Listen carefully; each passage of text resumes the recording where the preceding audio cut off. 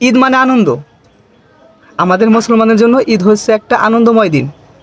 আর এই দিনটা নাকি কিছু কিছু ছাত্রী পোলা পায়, কিছু কিছু ছাত্রী পোলা পায়, আবারও কই কিছু কিছু ছাত্রী পোলা পায় ঘরের জানলা তো রাখটায় ঘরে শুয়ে থাকবে ঈদের দিন।